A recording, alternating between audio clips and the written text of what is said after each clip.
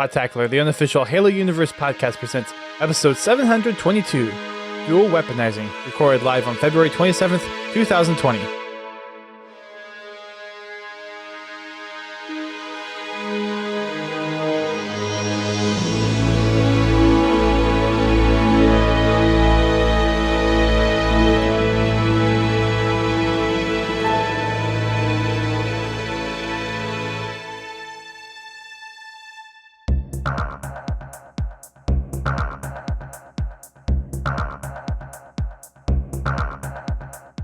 Hello everyone, welcome to Podtacular, the unofficial Halo Universe podcast. I am your host, Duststorm.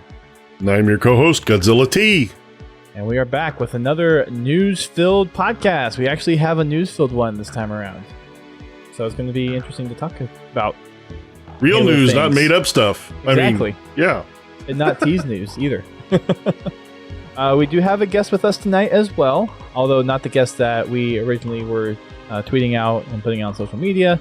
Unfortunately, one of the hosts from Finish the Fight had something come up, so they're going to reschedule, but we do have one of our latest new staff members on for the show, so welcome on board Riding Spartan. Welcome to the show. Hello, hello. Hello, hello. Thanks for inviting me. Certainly. Thank you for being a part of Podtacular. We'll get to who you are and do our little interview in a little bit with you. But first things first, we have a little bit of community recap to go over. Starting with Dragon Friday. How do we do, GT? We did really well. Thanks to everybody. We're getting to the point where we may actually have to do either multiple lobbies or we may have to start rotating lobbies. I'm really happy with everybody that showed up this last week. I'd also like to thank our guests. Unfortunately, I am now blanking on their freaking names. Savage Giggles, Obi-Wan, I forget what the last part of his tag is, and then there were two other people. But sorry that we butchered the fact that we didn't remember who you were, but thank you for joining in. We appreciated the company, and I hope you all had a good time. You are all more than welcome to join us anytime you would like. We did stick with Reach. We jumped into customs pretty quick. We played a couple of new customs.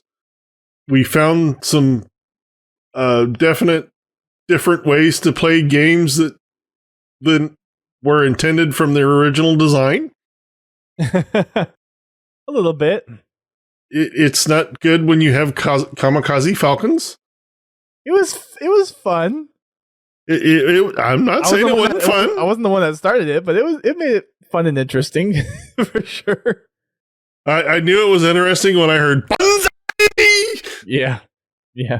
Obi-Wan Cannoli, Savage Giggles, The Empire, and Sebi D. Those were the four folks that we had on. And Savage Giggles, for those who don't know, is a personal friend of mine. She was also Hazel at Outpost. Thank you. Appreciate that. Yeah, we actually had a full custom lobby on Friday. It was pretty awesome. It was a lot of fun. It's nice to be able to play those bigger custom games with full lobbies. It makes it a lot more enjoyable. And we'll be doing another poll again in our Discord for what we're going to be playing tomorrow. So again, if you intend on joining, go ahead and vote in the poll. If you are not intending on joining, please tune in. Yes, please tune in, but please refrain from doing a poll or voting in the poll. So that's all we ask. Yes, please. On the achievement side of things, I had a very short stream with Bobby because I actually got interviewed by the Halo Respawn folks, so you can expect a podcast coming out soon from them. I don't think they've actually done one this year yet, so I might be their first appearance for the year. Oh, yay. Yeah, but I got a chance to talk with Hungry Bear and South. So we talked a little bit about some of the New York Toy Fair news, since that was right after all that stuff, which we're going to talk about here tonight. And then also kind of did a little interview, or they had some interview questions for me.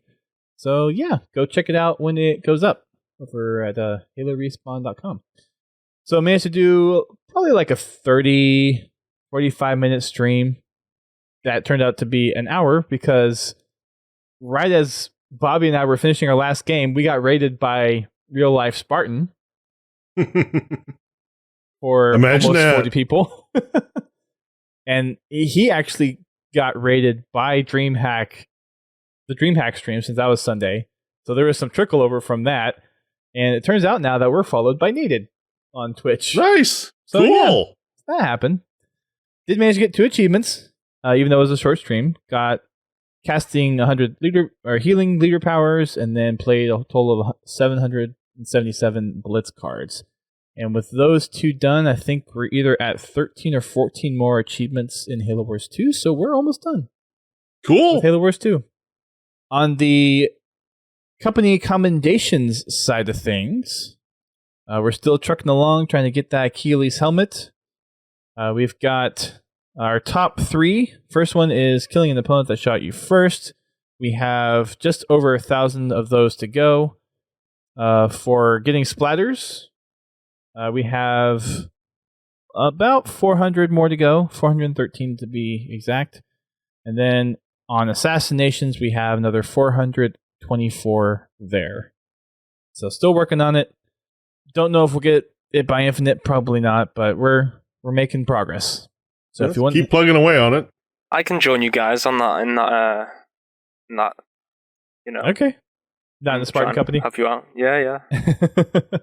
Very nice. Yeah, come on over. We've got plenty of spots. And for anyone else that's listening, we did a cleanse out of people who have been inactive on Halo about a month ago. So there's plenty of spots open if you're looking for a Spartan company to get the Achilles helmet and looking to help out, then we would appreciate it.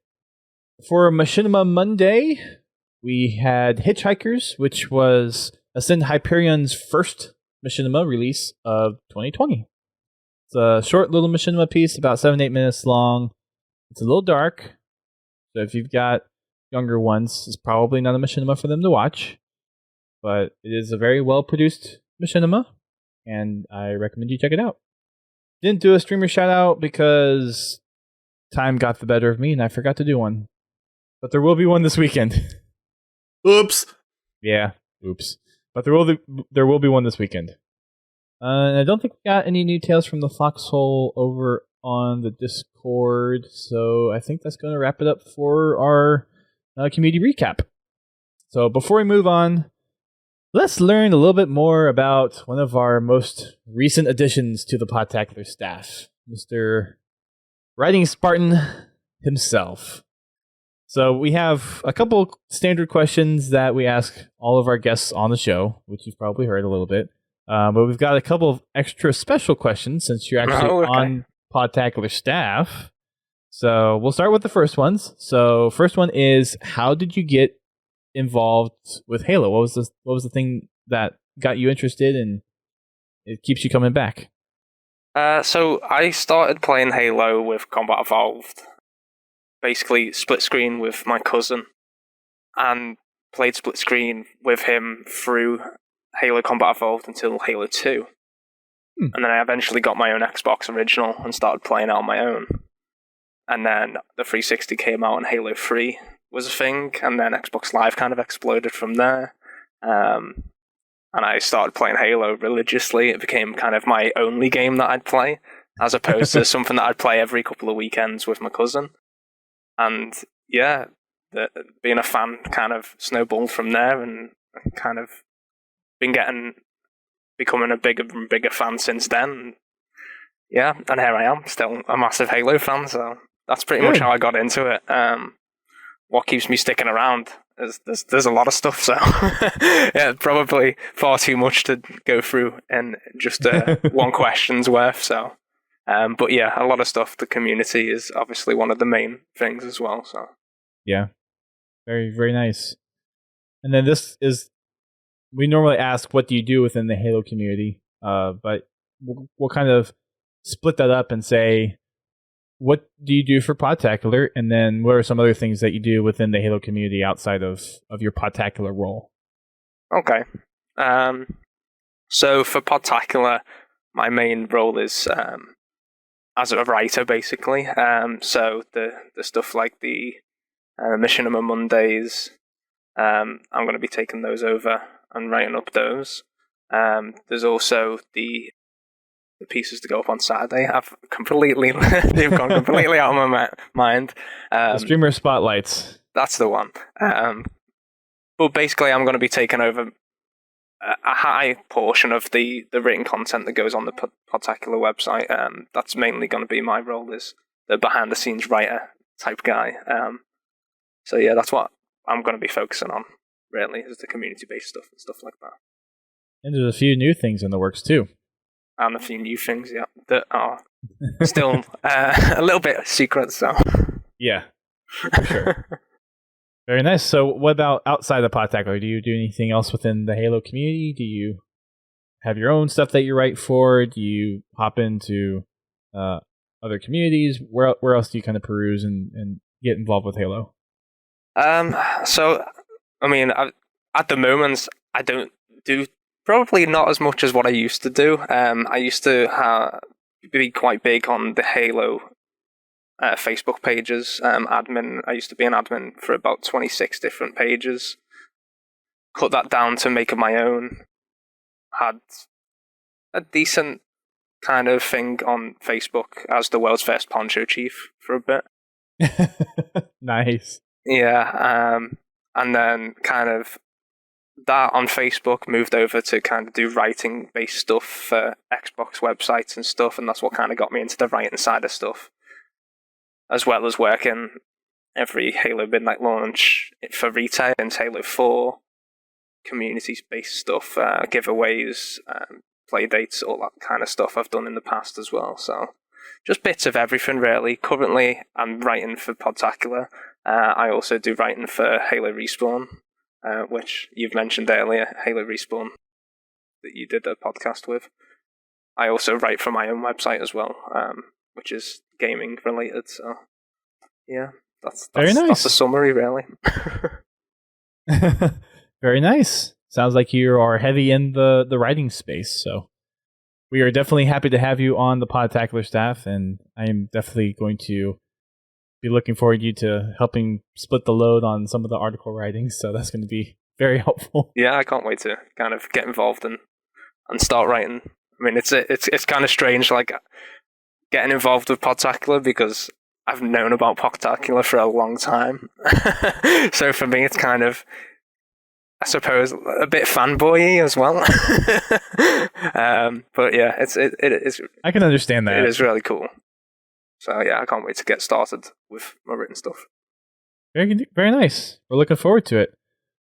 So the couple of special questions that we have for you, you've kind of alluded to a couple of them already, but what made you want to join the Podtacular staff and write for Podtacular? So yeah, I mean, there's a couple of answers to that, really. I suppose the core to it really is I'm always trying to help the community. That's kind of something that I've been doing for the best part of 9 years now, is trying to get involved with the community, trying to inform the community, grow the community, and help everyone kind of come together. Writing is a good way of doing that. It's a good way of informing people and getting people talking. And after meeting yourself in Halo Outpost and kind of getting to chat with you and understanding your goals and stuff and Podtacular's goals, I thought, well, those two kind of went hand in hand, so I thought it would be a good opportunity. Sounds good. I appreciate that, man. That basically sums it up. That's really...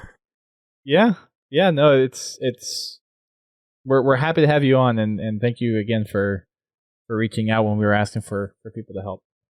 And then I know you said it was kind of a long story, so I guess try to keep it brief. Okay. But what is it about the Halo franchise that really speaks to you? What's kind of the thing that keeps bringing you back to Halo? Ooh. See, now that you've worded it like that, it's not too difficult to answer. Okay. Yeah, I mean, I keep going on about the community, but honestly, the community is one of the things that keeps me coming back. Mainly because, the games are ever changing, and I play a lot of games. I don't just stick to Halo. I play, PlayStation games and Nintendo games and whatnot. So I probably don't play as much Halo as I used to, but the community is a community that I am constantly involved with every second of the day, if it's on Twitter, Facebook, and whatnot. So it's definitely the community that keeps me tied into Halo for sure as well. and keeps me kind of involved more than the games these days, for sure. Well, I think you're definitely in a good place here on Podtacular for that. Oh, good. That's pretty much our MO, I think, right, GT? Yeah. Yeah. Well, we're happy to have you on board, and thank you for taking time out of your morning, because you are, for those who haven't picked up, based in the UK or in Northwest England. UK, right? Yeah. Very nice. Well, let's get on to the rest of the show. Starting off as we normally do, we've got some playlist updates. GT, what do you got for us? Well, for today, Action Shack rotates in for Griffball. And Warzone Turbo goes live. Dust. Any comments? Okay, never mind. It's Turbo time! Is that what you're waiting for? On March 5th, the spring 2020 season begins, and Mythic Arena rotates in to into ranked for March. Also, Halo 2 BR Slayer rotates in for Action Sack. On the 12th, Castle Wars rotates in for Halo 2 BR Slayer. Castle Wars. Splatters. Also, Warzone Assault goes live on March 19th. We get Triple Team rotating in for Castle Wars. On the 26th, we get Core Play rotates in for Triple Team, and also we get Warzone Turbo back. Let's see, in the Master Chief Collection, I said the magic word twice. Rotational playlist changes. Power Slayer rotates in, and Shoddy Snipers is out. Power Slayer will be selectable in the Social 4v4 and FFA game searches. Available in Reach. Well, it's available in Reach. Yeah, it's Reach for, because I pulled this from the PC one. It's available in all, but yeah. Yeah. So what is Power Slayer for those who haven't played it before? Power Slayer is... Third sentence. Is interesting. And it's annoying, actually. No, I just being a pain in the trying to get my brain to work here. Damn. It's a unique twist on Slayer. It grants temporary power-up based on how you kill enemies. You earn increased movement speed for defeating an enemy, increased health for melee kills, and enhanced motion sensor for assassinations, and increased damage for finishing off an opponent with headshot. It's definitely a weird game. Yeah. Like I said, annoying. Yeah, for sure. It does put a different twist on it, and I don't care for it much either. Some people like it, some people don't. Yeah. I don't care for it much either. And as for a guy that doesn't like snipers, I think I'd rather have Shoddy Snipes. I would agree with you there. Yep. But have fun with it while it's there. Yep. Indeed. The community spotlight has not come out as of this recording, so we're just going to skip right over that. We've got a couple of social posts. First one is Mantra Esports wins DreamHack Anaheim, dethroning Tox or Spectra, who actually lost in the losers finals. Wow. Unlike them. Yeah, this is the first time that team has not gotten a top 2 finish in 4 years? 5 years? Something like that? A while. Yeah. Yeah.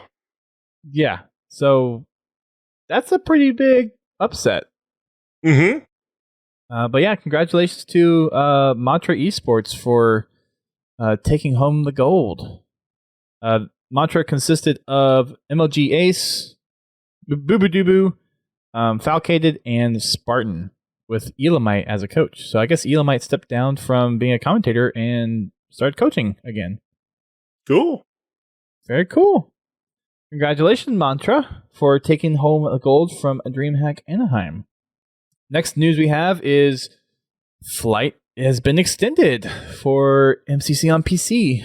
So for those that are in the Halo Insider and got invited, the flight has been extended to February 28th, which when we're recording this is tomorrow. So there's a couple more things that they found that they want to test it out. So they have updated the build on Steam for those that have been invited. So if you're on it, you want to go, and at this point, if you haven't heard about it, go download it, play it. By the time you're listening to this podcast, it's probably already over, unless they decide to extend it again. But yeah, it's given me an option to actually try it out because I didn't even get to try it out last week because of everything that was going on. I've gotten to play it, not a lot, but I've gotten to play quite a bit of it, and they've done a really good job with CE. It plays really well.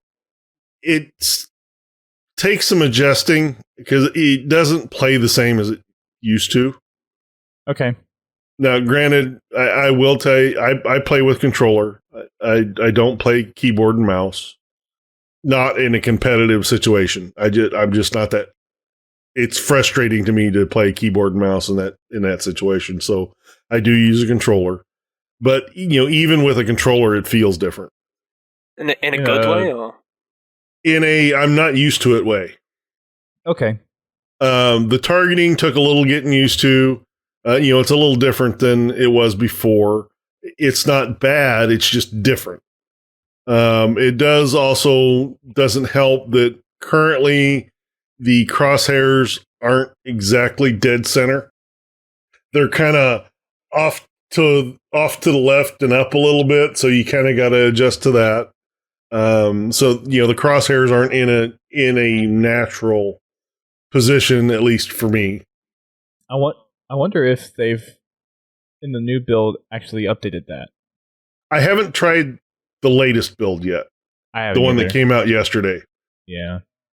Now, the previous build, in other words, the first update they did for the flight, it had not been corrected yet. Okay. But this one, I don't know if they had corrected it on this one. And from what I saw on the punch list that they said they corrected, that they actually listed, it wasn't on there. Now, granted, there's probably some things they fixed that they didn't put on the list as well. So, okay, got it. But all in all, Halo CE's feeling pretty good to me. Good. Depending on how quickly we get done with this podcast, I might play for a little bit tonight. If not, I might try to hop on tomorrow before Fraggin' Friday starts and give it a try. I recommend it. Sweet. We've got some themed social posts. We've got some today in Halos and this week in Halos. You mind taking those, GT? Today in Halo, which is actually the 25th, not the 27th, Sergeant John Forge defeats the Arbiter Ripa Morami in combat and then sacrifices his own life to destroy the Forerunner shield world 0459, as well as both the Covenant forces and the flood it contained. Rip. Which is funny because I'm kind of reading that book. Which is funny because I actually finished that book. Amazingly. In a week. He's actually finished the book, the next book we're going to review. More than a week before we review it. And I'll be finished with the next one before we even start the podcast on this book. This week in Halo, on the 26th, 11 years ago, we joined the Spirit of Fire as it embarked on a mission that would take it from war-battered front of Harvest to the hollowed depths of the mysterious Forerunner shield world. Happy birthday, Halo Wars. And then on the 21st, it has been 3 years since Captain Cutter and the crew of the UNSC Spirit of Fire found themselves locked in a brutal battle against the deadly mercenary faction known as the Banished. Happy birthdays to Halo Wars 2. Damn, time flies. Yeah, it's hard to believe it's been 3 years already for Halo Wars 2. Right? Yeah. And 11 just for Halo Wars is something. Mm-hmm. Time flies. On to the Yes, it does. On to some community highlights for some podcast updates. HCS Pro Talk just yesterday, I think it was yesterday, recorded their 115th episode. Unfortunately, Will was sick, so they did not do their normal Sunday scheduled show, but they were able to make it up, and they have done their DreamHack Anaheim post show, which is about 2.5 hours long on their YouTube, so head on over there and check it out. Podcast Evolved has released their Mission Debrief episode 86, which is Halo Wars, the mission Dome of Light. And then for their book club podcast, they did Halo, the Fall of Reach, going back to where it all began for the Halo books. Mm-hmm. Finish the Fight's latest episode is their bonus episode number 6, ranking the Spartan 2s. And they have an upcoming episode doing a wrap-up on the Bungie era of Halo, which should be releasing in the next couple of days. So make sure you go and check that out over on their YouTube channel. Play Griffball has posted their Reach final matchup and supposedly has already taken place because the final was supposed to take place Wednesday, February 26th at 10:45 p.m. Eastern Time. The two teams that were going into the finals were the Thundercats, who have a 10-game season, 9 wins, 1 loss, and Junkyard Dogs, or Doogs, as it's spelled, and they had a perfect record during their season. I have not checked their Discord to see what the final outcome was, but we will have that for our next episode. And then some miscellaneous stuff. This was from back earlier in the month, but I had bookmarked it and I just had forgotten to put in the show notes. But someone actually 3D printed a Griffball that is human scaled. So it's like if a human was a Spartan size, it's been scaled down a little bit. And it looks pretty cool. Mm-hmm. Can't wait till you get it painted. Yeah. I wonder what if they're going to kind of go with the Halo 2 bomb or the Halo 3 bomb, because there's some interesting text on the bomb depending on which Halo bomb you go with. So yeah. The Xbox Series X has been revealed, and it has gotten social media ablaze. The specs have been revealed. Yes. The Xbox was revealed a month ago. The specs for the Xbox have been revealed. I thought I said specs. I meant to say specs, but thank you for catching that. Considering we're all wearing specs as well. There you go. So yes, the Xbox Series X specs were released. Thank you, GT. And it has a lot of cool features added to it. It's looking very impressive. It is. They have definitely stepped it up over the Xbox One X. Mm-hmm. This is going to get confusing. Microsoft. Too many X's. Who knew? Like, you look at the Scrabble board. Even Apple has moved off of the X. Okay? We had the years of the X's. We're done with them. You know, I get it. The Microsoft logo with Windows has an X just chiseled at 45 degrees because you have the 4 squares, so it's the X that goes in between the windows. That's why they're keeping the X. I think they call that a plus. A plus is just an X turned 45 degrees. Yeah. And a plus is just an X turned 45 degrees. Anyway, yeah, I was really impressed with the specs. I can't wait to see actual gameplay on the box. Because it looks like it'll be really impressive. I will not be getting one unless there's a Halo edition, which I've seen people say, like, you don't want to necessarily kill off the initial launch, so having, or like the initial launch of the game, so to have the console edition, then like a collector's edition, you don't want those to conflict. So I will probably did it. They've done it with other ones, with Halo Reach. They had the collector's edition. Well, like the Halo Xbox wasn't a launch Xbox when it. No, I mean it wasn't, but it was for the game. I mean, they had the legendary edition of the game, and they had the collector's edition of the Xbox, and that all launched at the same time. Did the original Xbox One have a standard version and a Scorpio version at launch? No. No. The the Xbox One, there was only one version at launch. You bought the Xbox One with the Because I remember there was wasn't there a limited edition Project Scorpio edition that released? When the Xbox One X, yes. When they introduced the Xbox One X, yes. Right, okay. But that was still like two editions coming out at the same time, right? Yeah, but it just had not really. The Scorpio was the pre-order box. Right. Okay. It's the same. In order to get, it's the same thing. It's just one of them. Because I got one of the Scorpios. And basically, it's the same thing. The only difference is the Scorpio came with the stand, and it says Scorpio on it instead of X. Right. So it's basically just like a different skin. So like the Halo console is basically. Yeah, it would be the same thing as a Halo Edition console. Yeah, but I don't know if like for the launch of Xbox Series X, if they would do a Halo version. The original Xbox had the Halo Xbox. Not when it launched. Because they didn't know how popular. Like when the Xbox launched, it was just that one version of the Xbox, and then the Halo Xbox edition came afterwards. I thought it launched with it. The crystal one, guess not. The C edition one, the green one. Yeah, I thought it was afterwards. Well, they had the green one, and then they had the blue one too. Yeah, the blue one was the Halo 2. Yeah, but those the blue one wasn't a console launch. Anyway, yeah, I mean, I don't know if I'm going to get one or not. I haven't really decided yet. Yeah.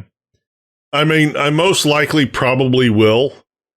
I'll probably get at least one, but it will probably be determined by if they are going to do a Halo version. And seeing that they're launching Halo with the console, man, if they don't at least announce one, that they're going to probably get some flack for that. Yeah. I don't mind if it would come out after the Xbox Series X launch, but I would hope to see, like, we have plans for a Halo console, like, in the next 3-6 months or something like that. Or, yeah, I guess if they want to do a launch day one, then. But honestly, I don't see how having a themed console would really damage the launch. I guess not. I guess it's more just not the norm, or not what's been done in the past. It couldn't be. Yeah. I hope that they have a true legendary edition of the game. That would be nice. Statue? I'm already trying to save up for buying a legendary edition of Halo Infinite. Yeah. Yeah. Big box, not little box. Big box. Yes. And not, yeah. Anyways. So the brief specs that they released is the GPU that is going to be in this console can do a whopping 12 teraflops of processing, thanks to some AMD architecture that they're utilizing. They're going to have variable rate shading, which I need to read a little bit more up on that. It looks like it has to do with prioritizing individual effects. Yeah, it's their custom version of ray tracing. Okay. And then they have hardware accelerated DirectX ray tracing, solid state storage, which is a big change. See, this is what I want to know. What I really want to know is this: if it's SATA storage or if it's NVMe storage. Probably SATA. Probably, but still. I mean, it's still better. Don't get me. It's still better than a spinning disk.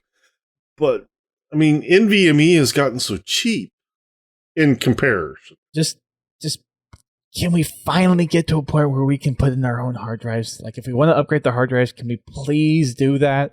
Please? No. Please? No, they're actually moving even further away from that. Because I guarantee you the storage is soldered onto the board. I doubt it's even a standalone drive inside the box. The 360 days was so cool when you could just detach it from the top. Yeah. Well, in the 360 days, the entire operating system was kept on a chip the size of a RAM chip. The operating system for a 360 wasn't shit, I don't even think it was a gigabyte. Yeah, it was small. Still small. Yeah. Even with all the updates they've done. It's Windows NT architecture. Quick resume for multiple games. So you can resume games from a suspend state almost instantly for multiple games at a time. Dynamic latency input. So optimizing latency. HDMI 2.1. 120 FPS support. And smart delivery.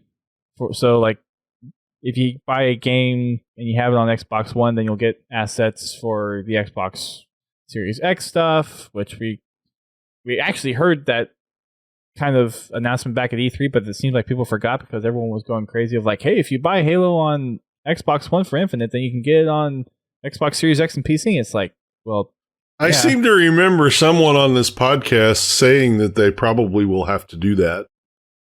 I don't know who that was. But I'm pretty sure somebody said that probably about the time they announced the Xbox One X. Anyway, yes. The game that you download will be the correct version for the Xbox that you are playing it on.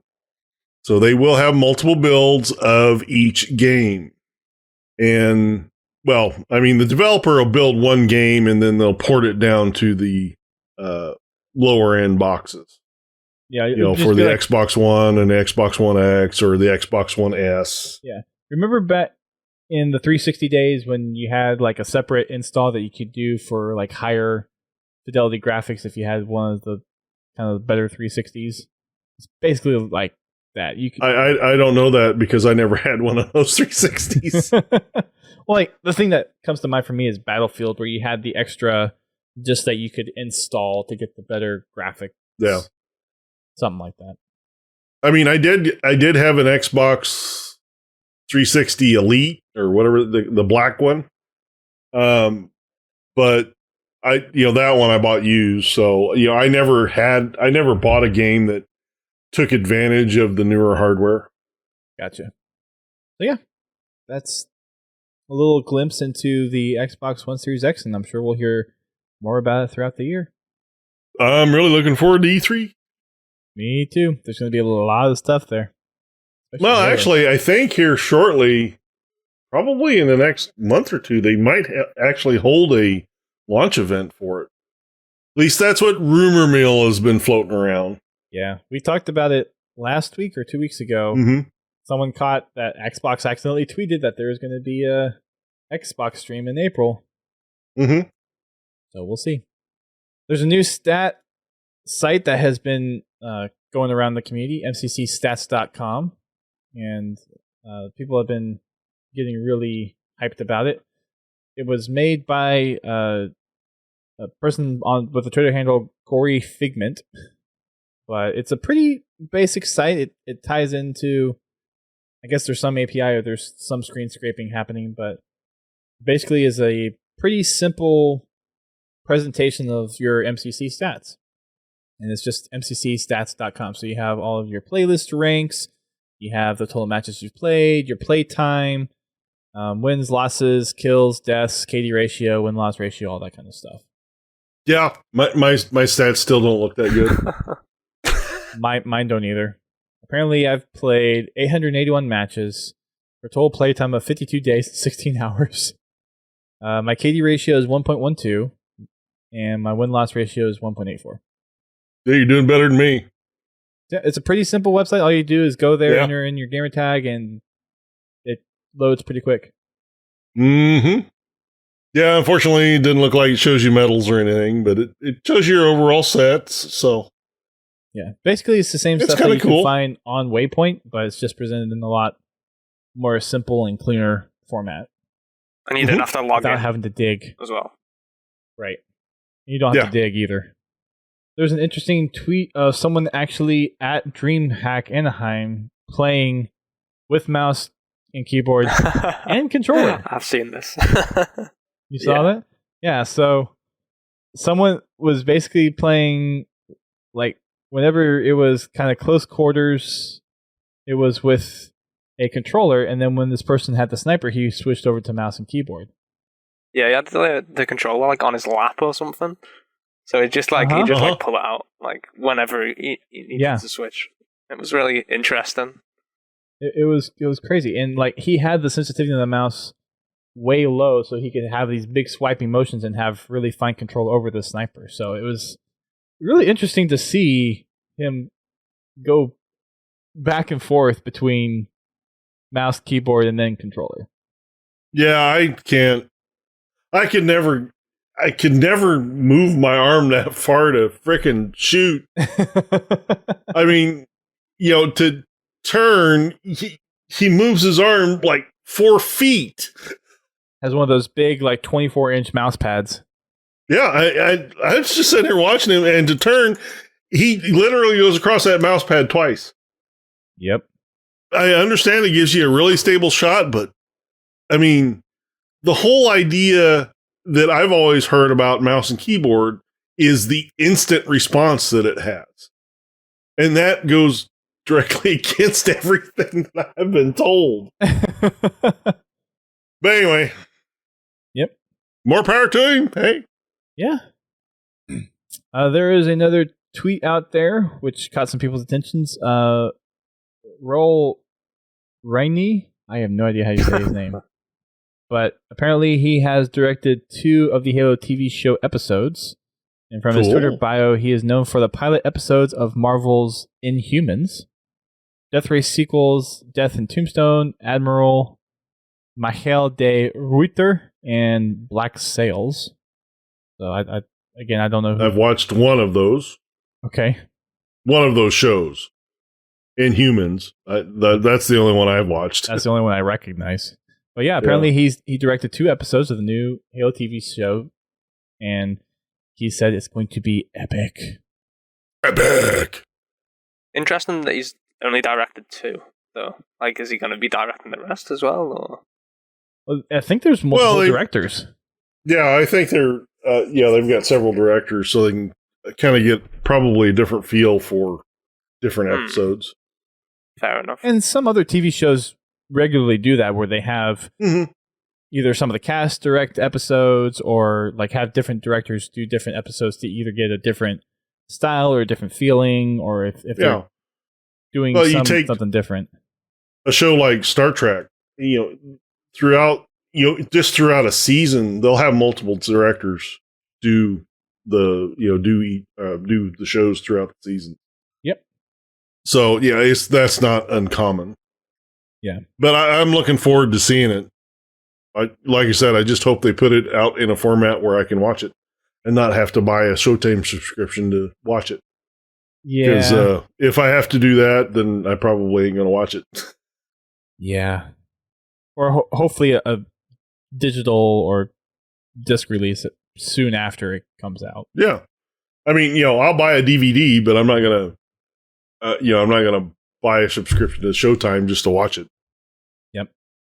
All right, let's head on over to Community Musings, and we've got our normal Halopedia Trivia Tuesday and Lore Thursday, and we've also got a new thing in here as well that we'll get to in a second. But GT, why don't you kick it off with some of the Halopedia stuff? Well, Halopedia posted for Trivia Tuesday. Did you know that during the development of the original Halo Wars, several vehicles were modeled and eventually cut from the game? This week, they're showing off the Covenant Chimera. A vehicle bearing a slight resemblance to the Halo 2 Scarab with a hunchback. It's very weird looking. Yeah, it's odd. It almost looks like a bed bug. Yeah, exactly. I was going to say a scarab, a watcher, and a bed bug. Yeah, it really does look like a bed bug. So that's interesting. And for Halopedia's Lore Thursday, Far Isles was a human colony that was the site of one of the worst atrocities, brain work ever committed by the UNSC following following a revolt in 2492 that they couldn't contain, the UNSC raised the colony with a nuclear weapon, leaving no survivors. Which they do actually mention in some of the external fiction. So it's referenced. It's never described, but it is referenced in the fiction. So Okay. it's kind of interesting. Either I don't remember that or I haven't run across it yet. I probably run across it and I just didn't realize it. I'm trying to think of where it's one of those things. It kind of blows right past you, and until you've actually gone over it a couple times, it doesn't really register. Okay. It's one of those comments in a discussion that you just kind of roll past. Okay. You want to hop on down there to the new one, Podcast Evolved? Let's see. Oh, the Halo Hump Day. Mm-hmm. Time for more Halo lore. Yeah. Yay. In 97,445 BCE, with the flood rapidly approaching the Isodidact fired the Neoteric Halo array, wiping out all sentient life in the Halo or in the galaxy and neutralizing the flood threat. Yep. So that would be The old Greg Bear novels. Yeah. That would be the smaller Halo rings. Neoteric, what was the other one? The Citizen array? Is that the older one? Yeah. That's the older. The Neoteric. Older one. Yeah, the newer array. Yeah, because the older one, that was for a localized effect, and the Neoteric was the older one was it was actually destroyed when a large chunk of it was destroyed at Mathrillian when they were fired on the Forerunner homeworld between the battle of the Forerunner fleet and Mendicant Bias. Right. So several of the rings were destroyed then. Matter of fact, if I remember correctly, only the one ring survived. Which is now Zeta Halo. Which is unconfirmed, but likely where Halo Infinite will take place. Well, at least some of it. Yeah. Right. But yeah, that Halo ring escaped destruction there, and then was shrank down to be, it was reduced in size due to damage to fit into the new array. Yep. We've also got Podcast Evolve's Know Your Halo series. We've got a week's worth of tweets, but we'll just do the latest ones that we have here. The one for today is: this Sangheli colony was completely destroyed by a Nova bomb after the end of the Human Covenant War around December 2552. I know what it is. I know what it is. And I'm a complete scrub. Do you know what it is? The options are Sanghelios, Glyke, Sunion, or Eos. It's actually Glyke, sorry, or Eos. I know this because we recently read a book on this. Yes. You want to take a random guess? I mean, I'm just going to go with either the second or the last option. Glyke or Eos? Yeah. I've got all the lore nerds are probably going to be hating me right now. But I'll go with the second one. It sounds more kind of... Glyke? Yeah, it sounds more kind of... Glyke? Yeah, I'll go. GT, is he correct? We'll have to wait until tomorrow to find out. Okay. I don't want to spoil their fun. Well, Penn's already spoiled it. I can't see the chat, so I don't know. Oh, there you go. Well, you'll find out tomorrow. Yeah, careful. We don't want you to crash in your computer. Exactly. with the extra load.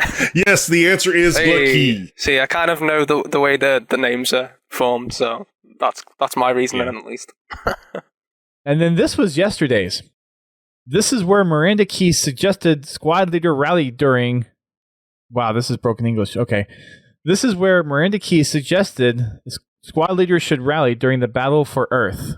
The options are your mom's house, behind Master Chief, to battle, or to war.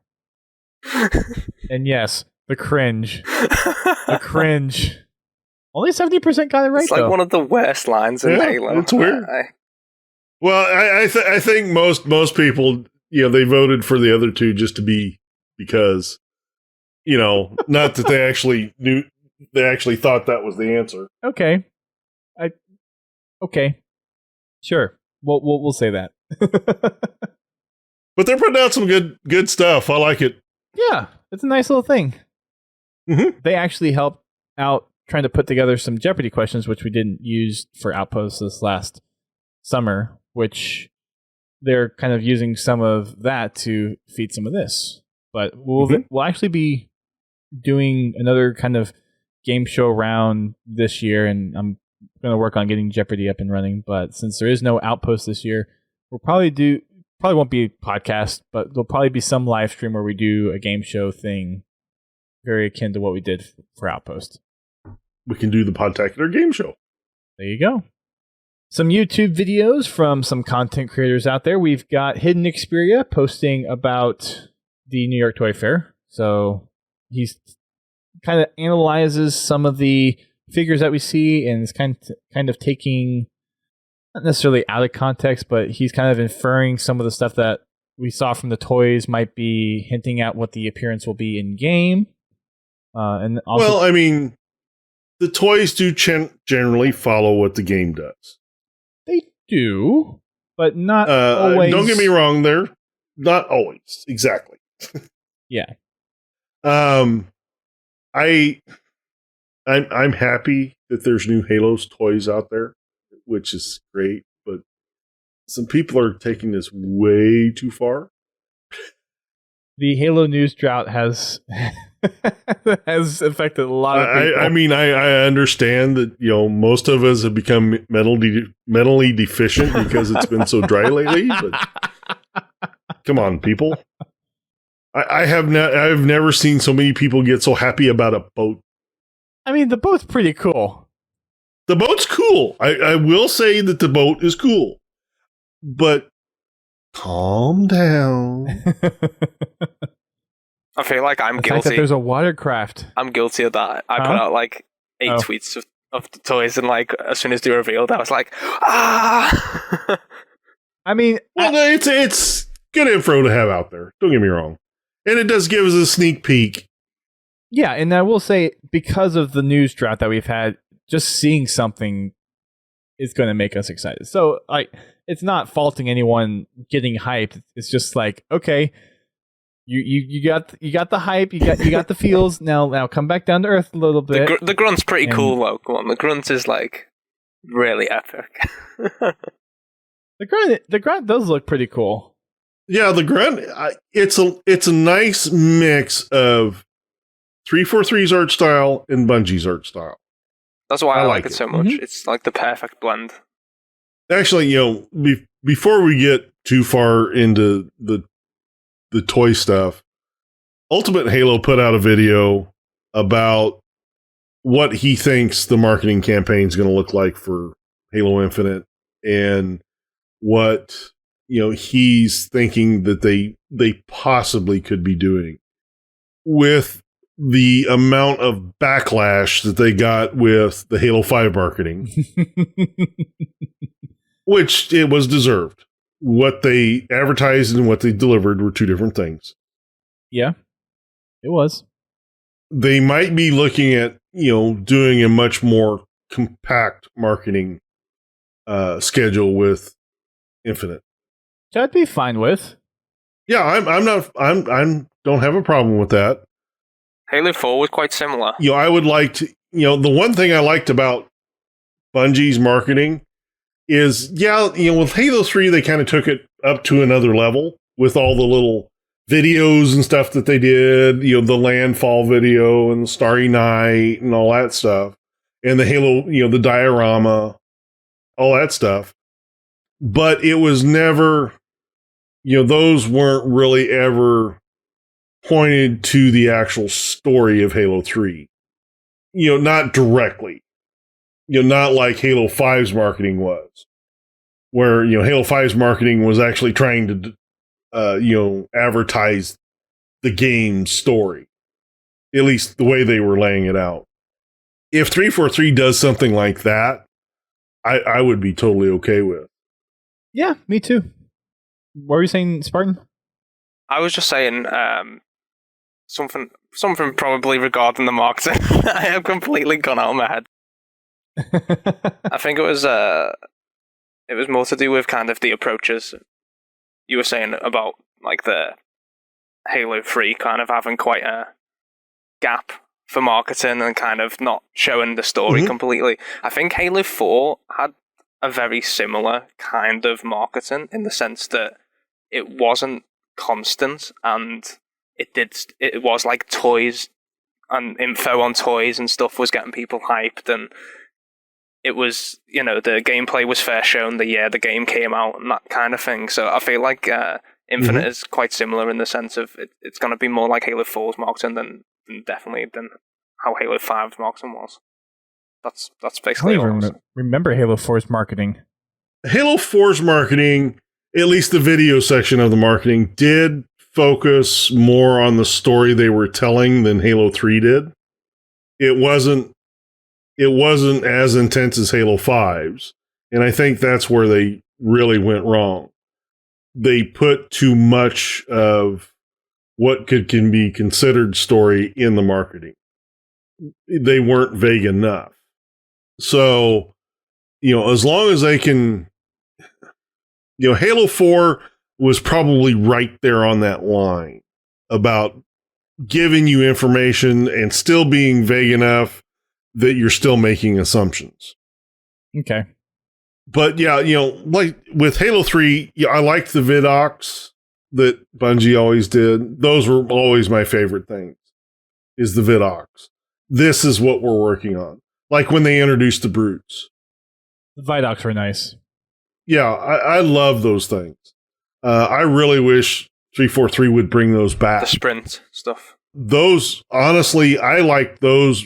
I like that as a marketing campaign better than the commercials or the produced videos like, that they did, like the Starry Night and all that stuff. I preferred the vidocs over the actual, like the advertisement type video. Mm-hmm.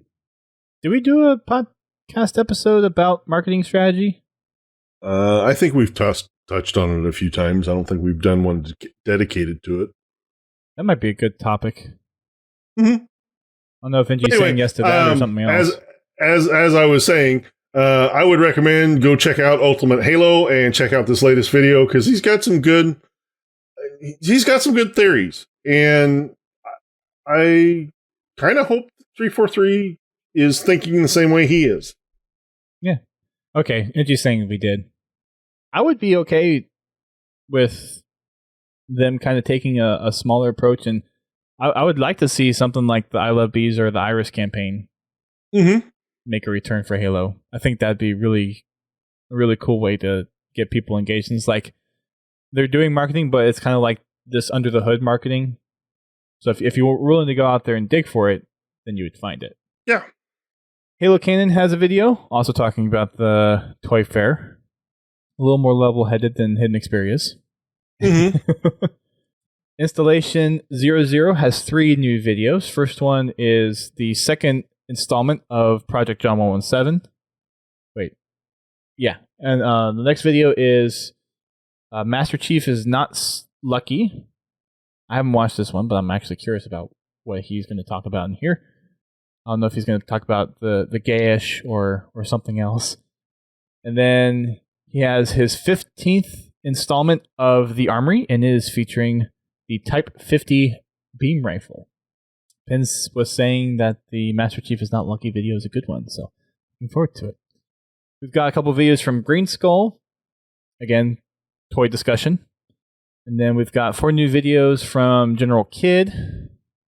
these videos are still kind of in the realm of unfound Halo stuff and some other interesting mod things.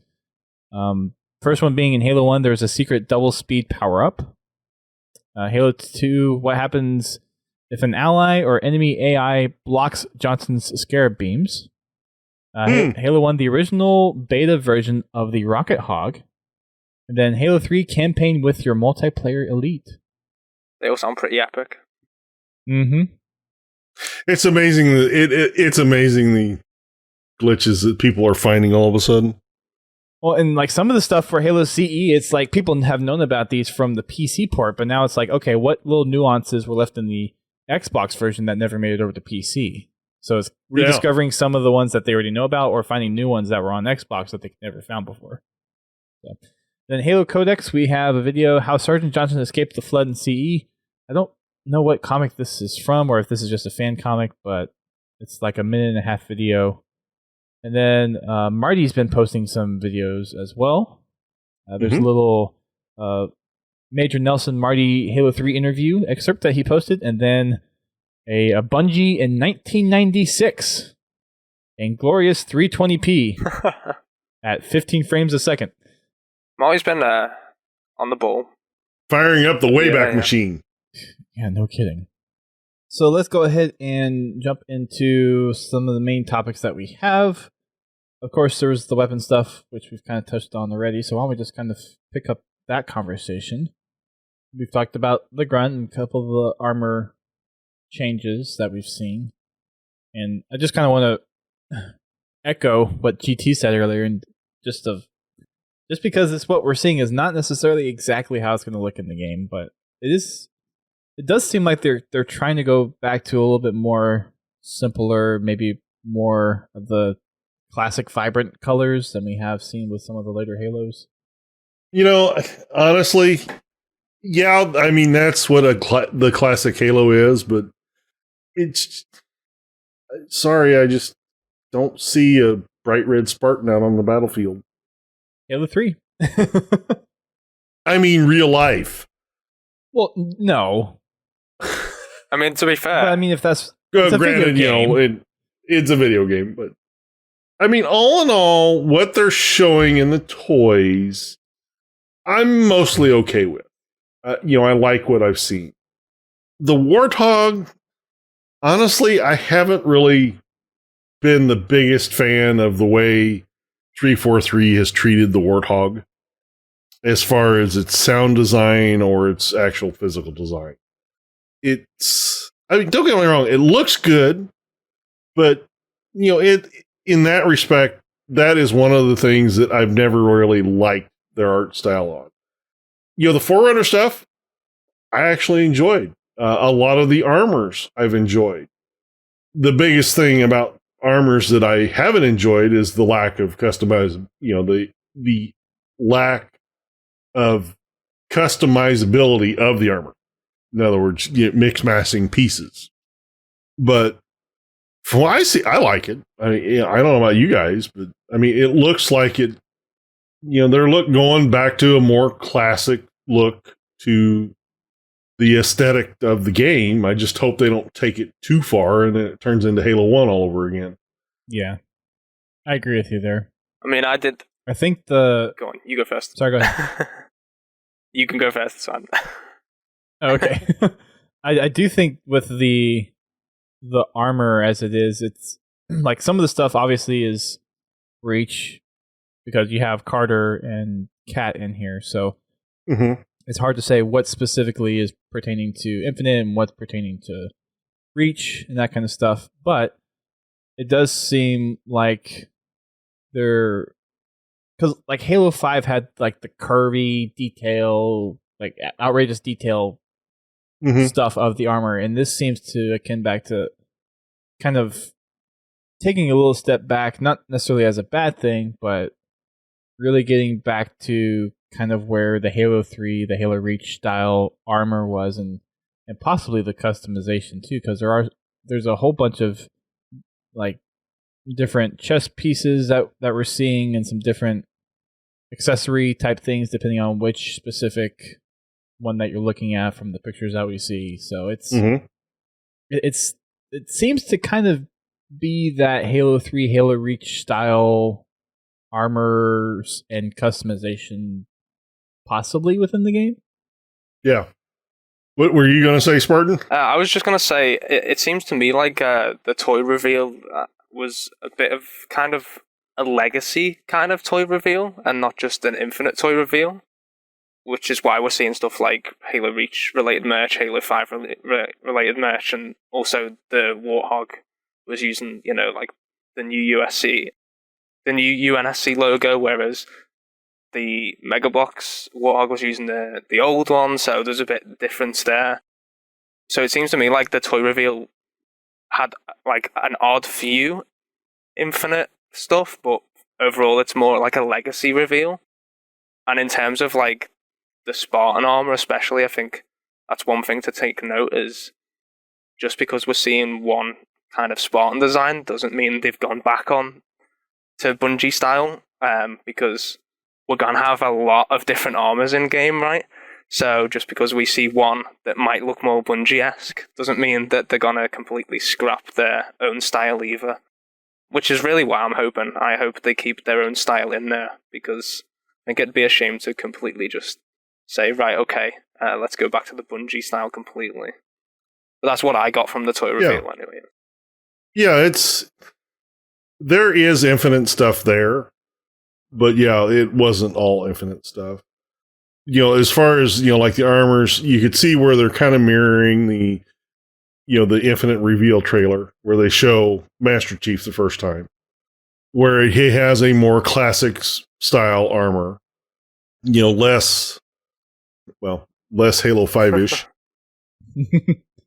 Yeah. But it's there. Yes, there's going to be more armor, because they've already stated that they're working on a Reach-esque customization system for Halo 5 or for Halo Infinite.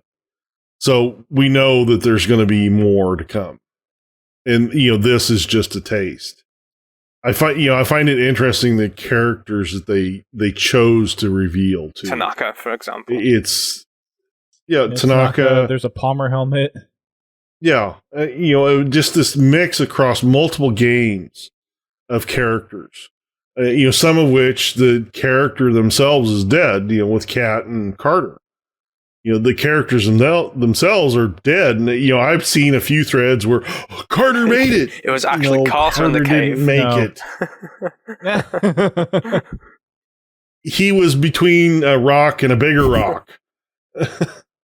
Spartans are tough. They're not that tough.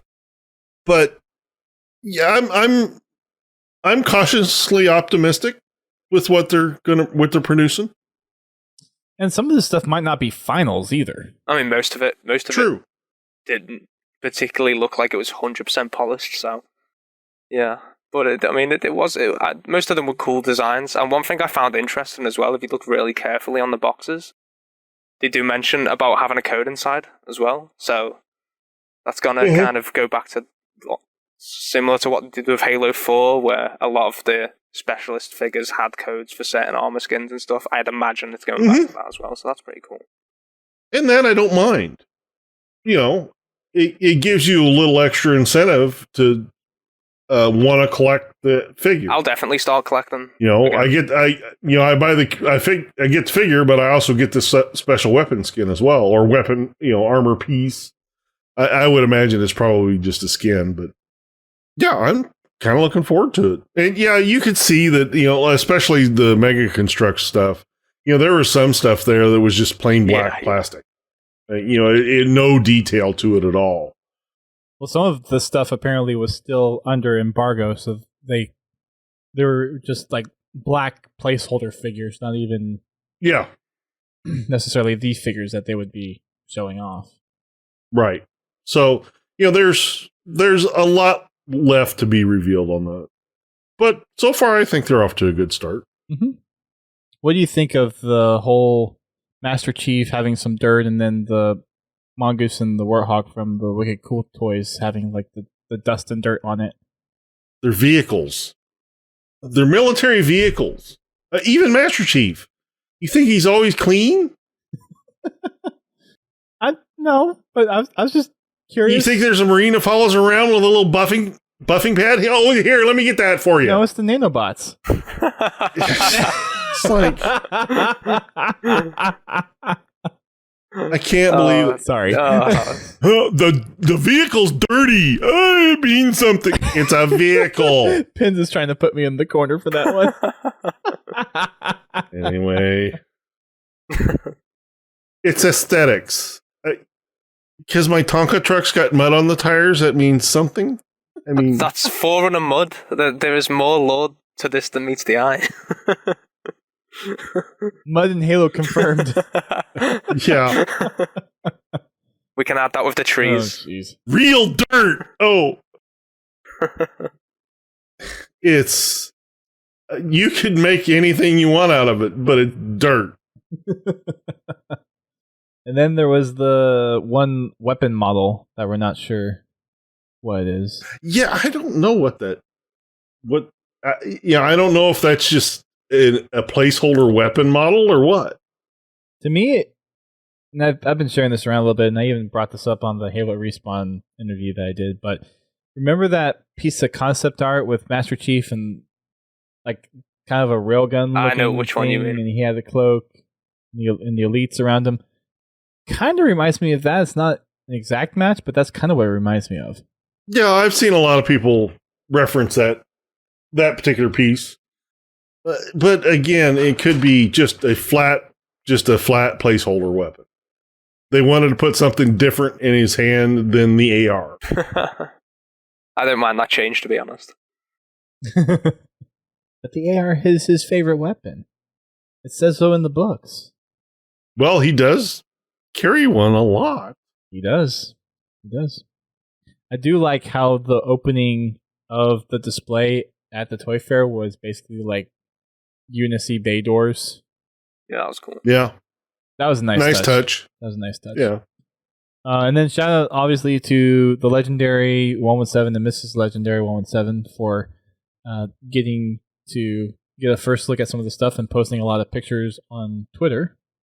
And yes, they have an Imgur album as well, so that's kind of everywhere. And there are some prices out there. I didn't take the time to actually write them down, but I think the 3 and 7 or 3 3/4 inch figures are $9.99. I think the 6-inch figures. And Laird's in the chat. He can probably. Oh, I think I actually wrote this down. I can probably. Probably pull it up. What were the prices then? I shall just go on to the magical phone device and find out. It's a wonderful device. It is. I just gotta find out where it was that I posted them. Yeah, so I think the 3 3/4. Okay, we got expected release is October 2020 for everything we were shown. 6.5-inch figures are $19.99. This is all in dollars, by the way. Yep. 3.75-inch figures are $9.99. 12-inch figures $9.99. Cosplay face masks $9.99. Master Chief premium helmet $99.99. The Energy Sword is $29.99. The Halo Warthog is $29.99. The Mongoose with Master Chief is $19.99. And the multi-packs with 2 characters to be determined is $14.99. And all those villain to be determined and figure to be determined. What do you mean the villain is to be determined? That is the villain. That's the name. That's his name. His name is Villain. His name is Villain. Confirmed. Halo follower, come on, we need a video. We probably did already by the time we're releasing I wouldn't know. I don't. He doesn't even show up in my feed anymore. Yeah. On that note. So on the Mega Construct side, we had the teases and we pretty much knew what the silhouettes were, but we got the first look at the Pelican, the Mongoose, and the Warthog. And there are rebuilds, which I didn't know what they were until I posted on social media, and several people reached out to me. Halo Fan for Life told me that it's like you get separate instructions through like the Mega Constructs or like the Builders app on your phone. for some sets. So yeah, you can rebuild the Pelican into a defensive base, the Warthog into a boat, a motorboat, and the Mongoose into kind of like a Hover bike. Yeah, a hover bike, kind of out of like Star Wars. Boats confirmed. So you can have a mongoose or you can have a motorcycle with no wheels. Yeah.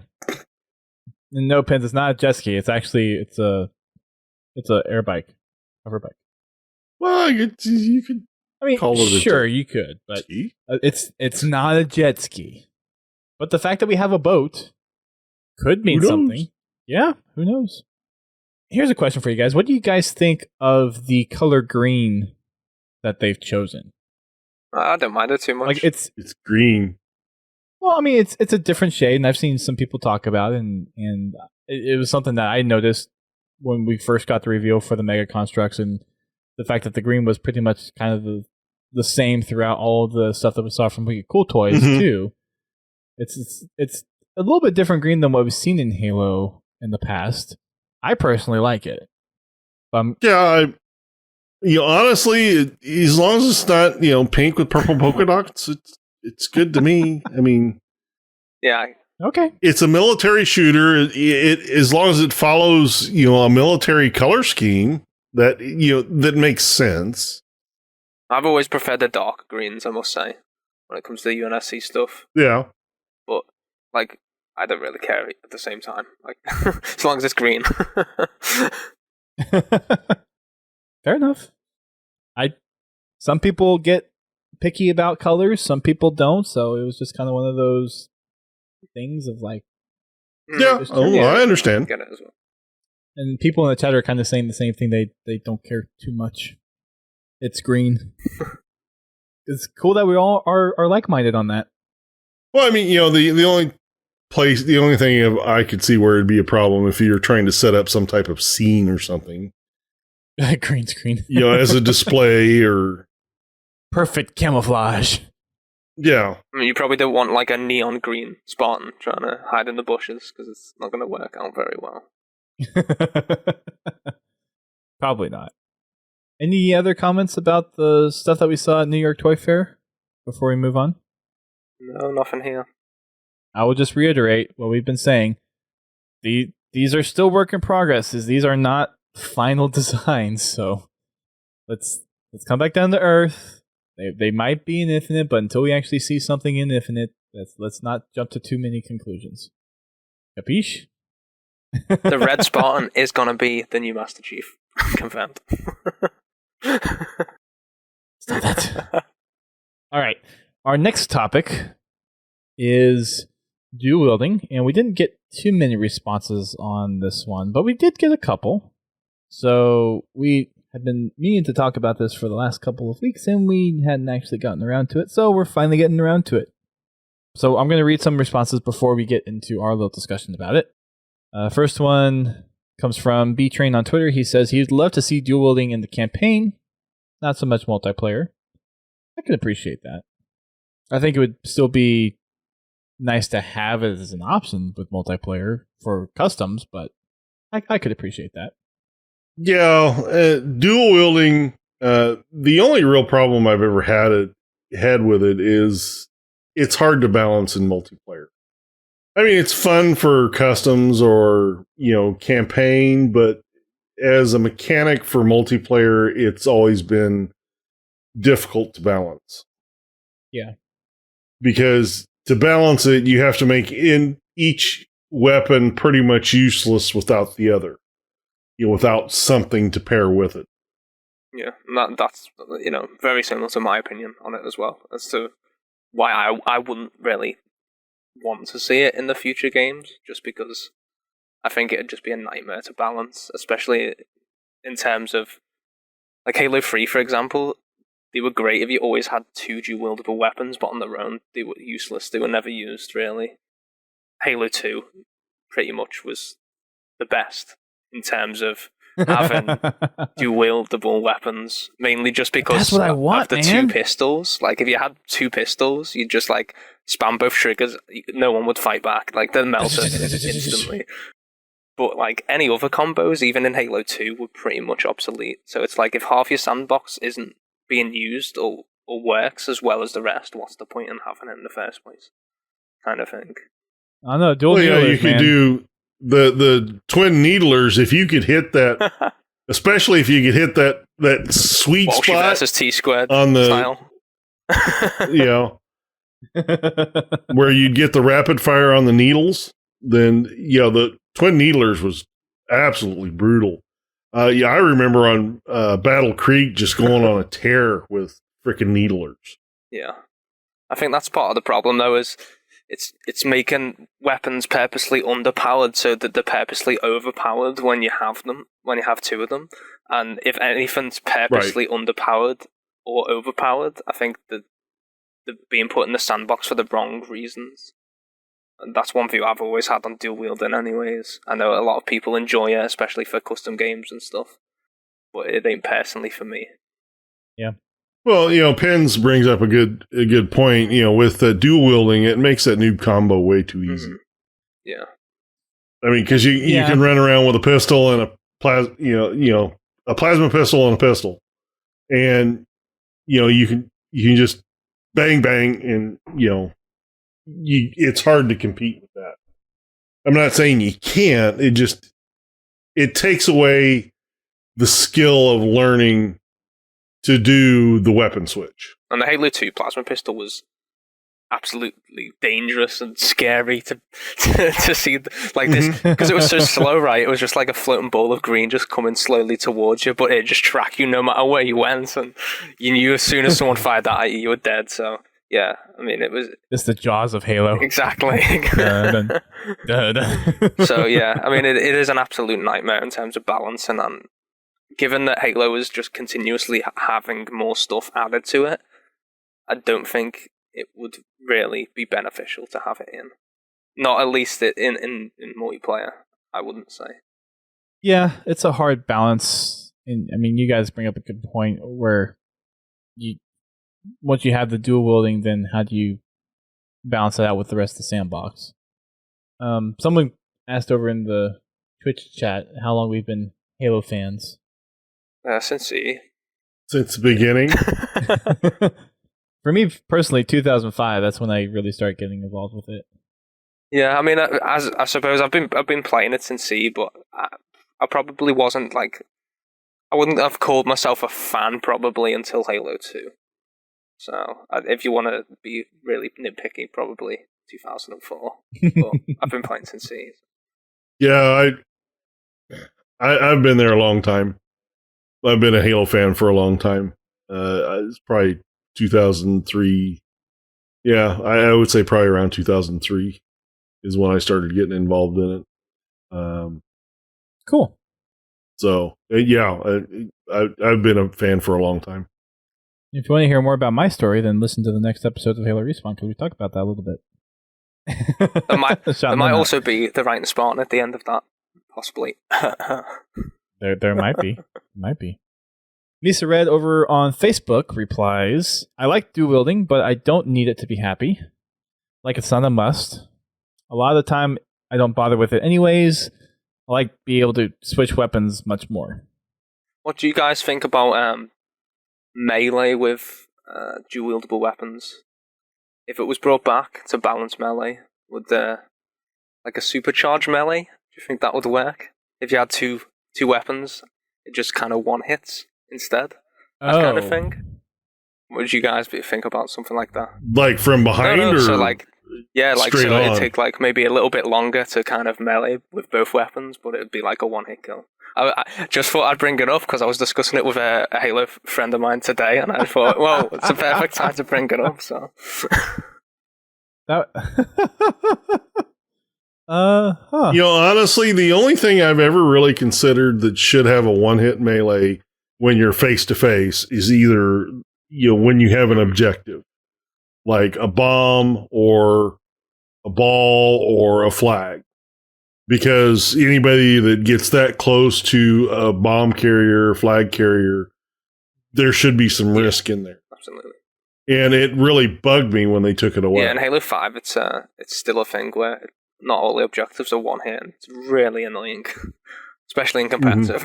I mean, this would be a topic for another show, but would that be something that would be better suited for Halo? Because I kind of like having that risk there. I think adds some a dual wield melee, one hit kill would be interesting. But the one thing is if you're dual wielding weapons, people are probably going to tend to want to stay away from you anyway. Yeah.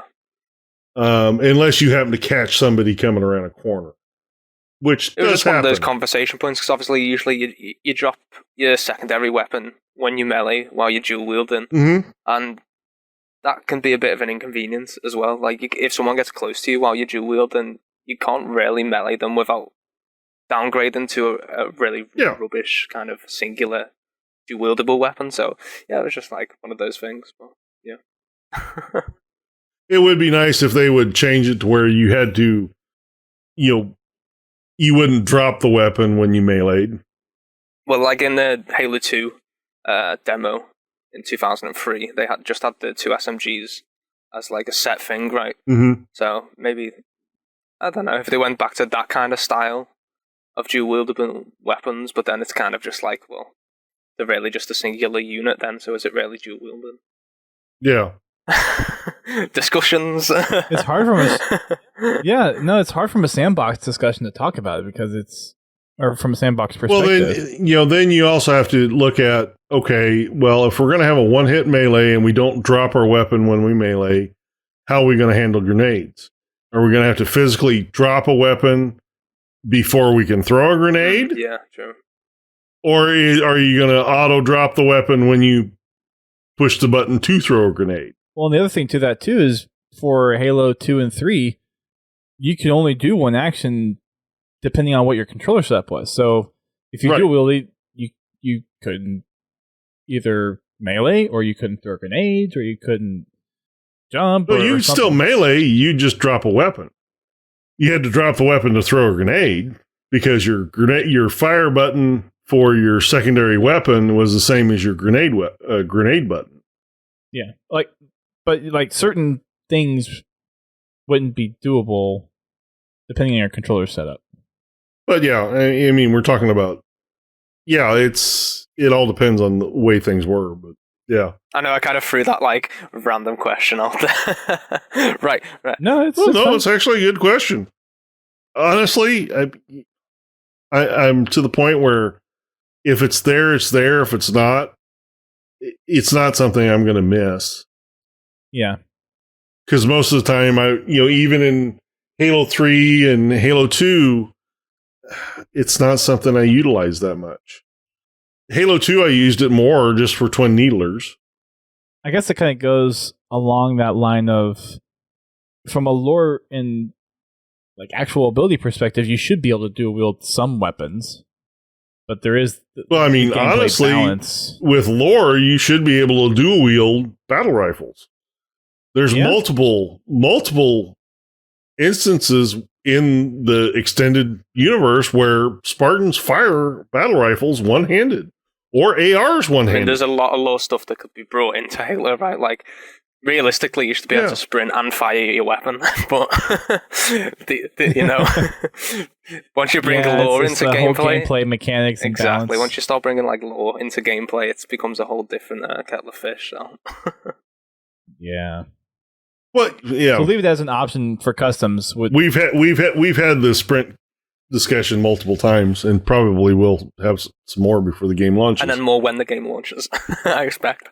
Yeah. Because it'll have sprint and people will be complaining, and then it's like, the way I look at it, yes, it's not a mechanic that Halo originally shipped with, but it's something that was cut more due to time than anything else. Also, the fact that you are basically wearing a vehicle and you can't run just doesn't make sense to me, and it's never has. Even when I first started playing, CE for the first time, I'm like, this is as fast as I can go, and I'm in this mechanized suit. I should be able to at least match a vehicle for a short distance. Yeah, it is a very interesting discussion point for sure. But anyway, that's past the dual wielding point.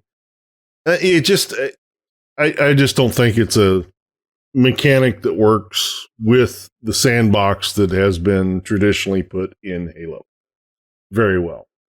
In Halo 2 and Halo 3, I think it introduced more problems than it was worth. Yeah, I'd agree. Okay. Fair enough. I can live with that. I think the idea of having it available in customs, though, is not necessarily a bad idea.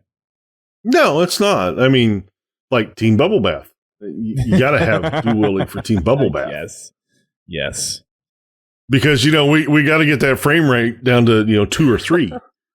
Interesting to see what it looks like on the X. It might actually be able to keep 60 frames a second. I don't know. That should be the stress test for graphics going. New stress test for any new console. Yes. Team Bubble Bath. Team Bubble Bath. Yes. Oh, geez. I remember the first time I played that on Xbox 360. I was like, oh my God. Yeah, it got down to about 2 or 3 frames a second. I'd spawn tink, tink, tink, boop, tink, dead. Boop.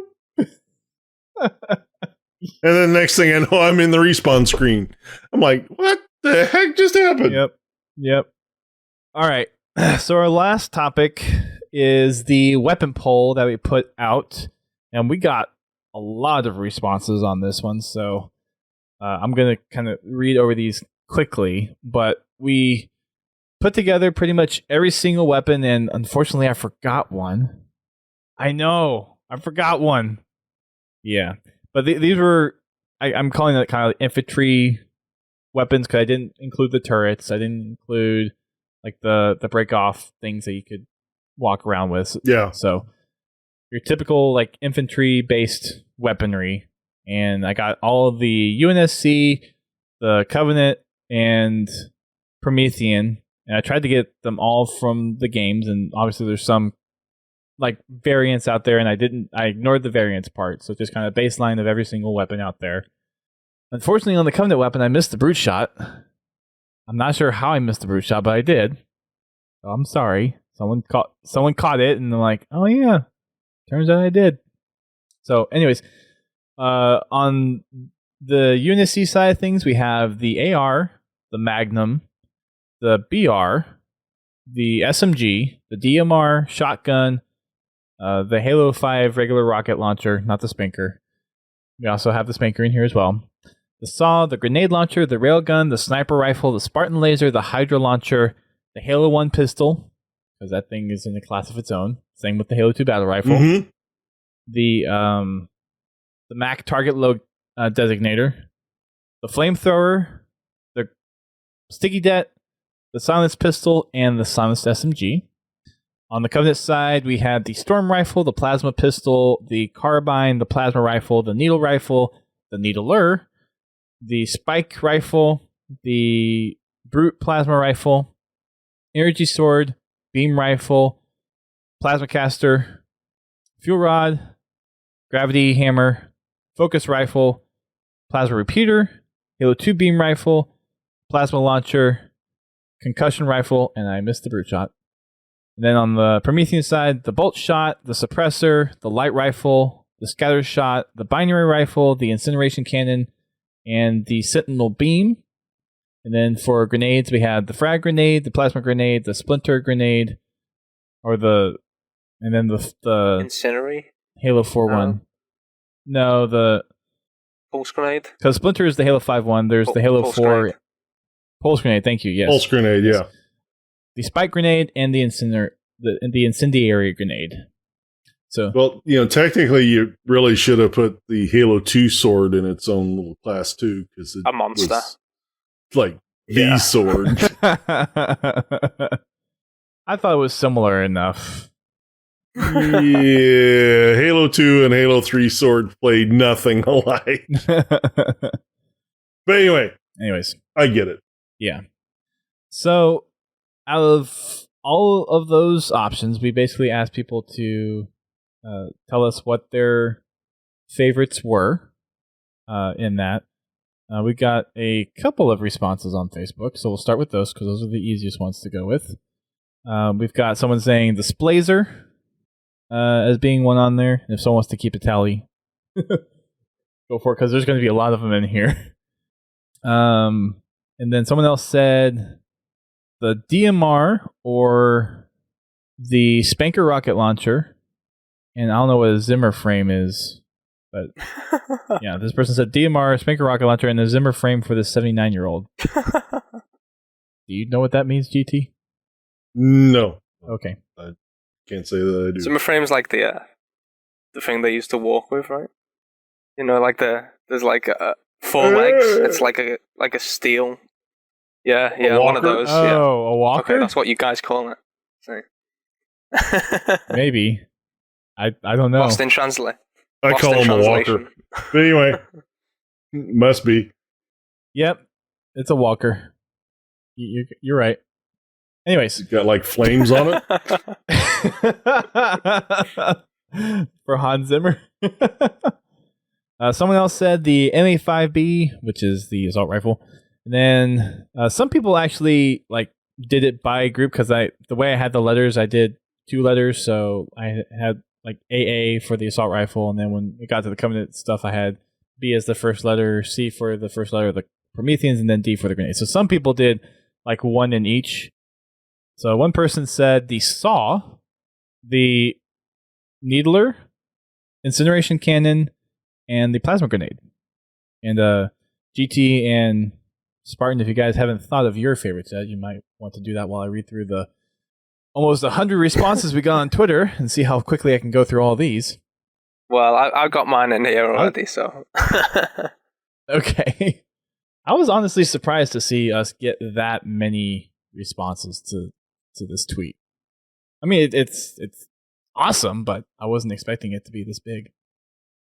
Josh from over at HCS Pro Talk says the shotgun or the Halo 2 battle rifle. B-Train says the Spartan laser or the plasma grenade. There's another one up there for plasma grenade and Spartan laser. Podcast Evolved, I'm not sure who from Podcast Evolved is writing this one, but said DMR or the grenade launcher or the railgun. Duquesne said the Spanker rocket launcher, the energy sword, the light rifle, and the plasma grenade. Chalk another one up for the plasma grenade. I imagine the plasma grenade is probably going to be the popular one. Probably for the grenades, yeah. It's a great grenade. Finish the Fight podcast. Not sure again which host this is, but the shotgun or the DMR. So there's another couple ones for shotgun and DMR. Green Skull says the energy sword. Haas, who's actually in the chat now, he said the Magnum or the Halo 2 BR.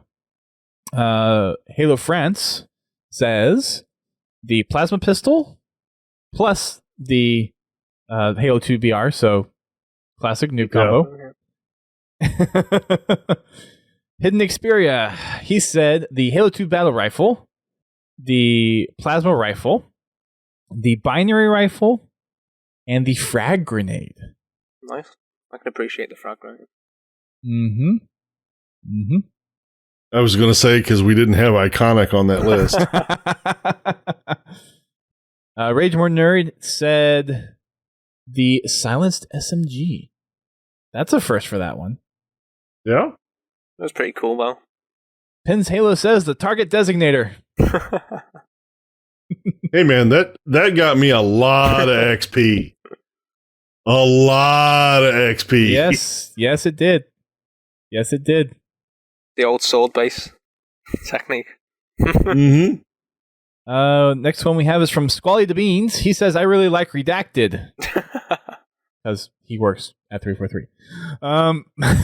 But he said the Halo 2 battle rifle, the needle rifle, I think that's the second one for that one, the scatter shot, and the frag grenade. Halo Codex, he says, or she says, the Halo CE pistol, the Halo 2 battle rifle, and the Spartan laser. I'm surprised at these people picking the Spartan laser. There's a lot picking Spartan laser. Yeah, I'm kind of surprised. The legendary 117, the Halo CE pistol, and then Sir Luke Duffy. He was the one that pointed out the missing brute shot. Sorry. I'll try to do better on the next one, which will be coming out next week. Tepek, he says, such a tough choice. If I have to choose one, he'd make his choice on how much fun I have been playing with all the Halo games, and with that, the plasma grenade. And he has a little video of him launching off of a mongoose with the plasma grenade on ODST. Someone else says no brute shot. No Mauler. Did I miss the Mauler too? Oh my gosh. Yep, you Did did. you have plasma caster in there for the current stuff? I had plasma caster. Yeah. Wait, if the Mauler wasn't in there, was the Spiker in there? The Spiker was in there. Spiker's in there. How'd you forget, like, one dual-wieldable weapon? I thought I got the Mauler. The brute shot, I know I forgot. I thought I got the Mauler, but apparently I didn't. Maybe we just have to do this again in 6 months and actually do it for real. Michael Cole, he says the Halo 2 battle rifle. The astrobiologist, he says it's a 3-way tie between the battle rifle, the incineration cannon, and the railgun. Railgun's good, yeah. The focus rifle's actually in there, Angie. Ryuji, he says the flamethrower. That's the first one we got for flamethrower. Incredible Kane Main, he says the Halo CE pistol, the energy sword, the incineration cannon, and the plasma grenade. Grumpy Elite also says the Halo CE pistol. He also has the target designator and the grenade launcher. Alex Pompey on Twitter, the silenced pistol, the silenced SMG, and the Halo CE pistol. Fervent Impact carbine, and the dual-wield combination of the SMG and the plasma rifle. No, NG, I did not do the turrets. Intentionally, I did not do the turrets. The Elder Stunt, he says the Halo CE pistol, the plasma rifle. He goes, C, so nothing from C fancies his taste. And then the incineration grenade. That's a nice one there. First one we've seen there. Next one is from Maker Killjoy G. That's an interesting name. He says energy sword, silenced SMG, carbine, and DMR. Let's see. I'm just going to kind of go through here unless I see a name that's familiar. Hack 7 is the carbine. Skull Fucht says the needle rifle. We've got, let's see, another one for the Magnum and the Halo 2 BR. Saw from Shoddy Flow. Also got the Halo CE Magnum. This one from Masketeer, and he says, always keep it loaded. Call out to the line from Halo CE. Grizzly Rings is the silenced SMG, the carbine, the incineration cannon, and the incendiary grenade. Got another one here for the assault rifle, another one for the needle rifle from Krista over at Podcast Evolved. We've got top 5 fixed from BC Media Player, the assault rifle, shotgun, magnum, rocket launcher, and Spartan laser. Got another vote for the sniper rifle and the silenced pistol. Got some here, let's see, DMR, Halo CE pistol, silenced magnum, silenced SMG, and the carbine. Another one here for the sniper rifle, the shotgun, and the magnum, storm rifle, and Halo 2 BR for our next one. Halo 2 BR for another 3 of them. Someone put plasma pistol.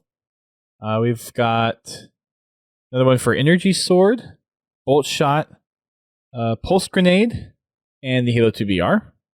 This one is a silenced SMG. The first plasma launcher. We haven't had a plasma launcher yet, right? No, we haven't. And, oh, wow. This person also said the Sentinel Beam. This is XAL1231 on Twitter. And then for the grenade, he has the Incineration Grenade. We got about a third of them to go. We have the Assault Rifle, the Needle Rifle, the Binary Rifle, and then he said between the Pulse Grenade and the Spike Grenade. Yes, Pens, I forgot them all. Thank you.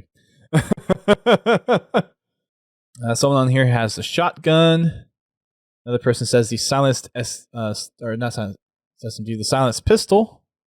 We've got another one for the silenced SMG, one for the target designator, the needle rifle, and the bolt shot. Another one for the Halo 2 battle rifle.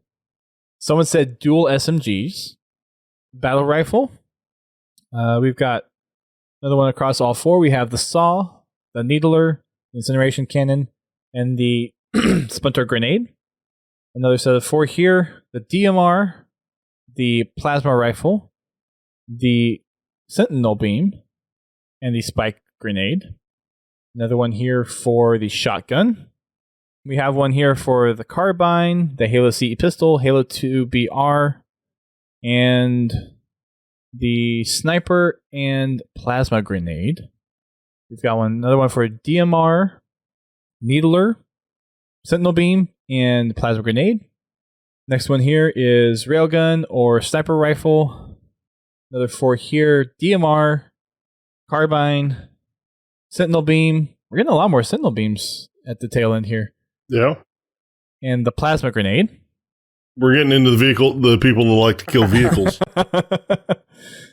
We've got assault rifle, railgun, carbine, and light rifle. Another one for the saw. Another one for a plasma grenade. Another one for the grenade launcher. Another one for the battle rifle and the sniper rifle. Another set of four. We've got shotgun, gravity hammer. Haven't seen that one as much. The suppressor and the spike grenade. Another one up for the target designator and the silenced SMG. Another one for the target designator. Another one for the sniper rifle. We've got another one for the silenced SMG or the silenced pistol. Another four set of across. We've got the assault rifle, the energy sword, the light rifle, and the plasma grenade. Another one for the saw. Another one for Halo 2 BR. Another one for the brute plasma rifle. Haven't had too many of those, but we got another one there. Another one for the saw. This one has two: the grenade launcher and the light rifle. Another one for the BR.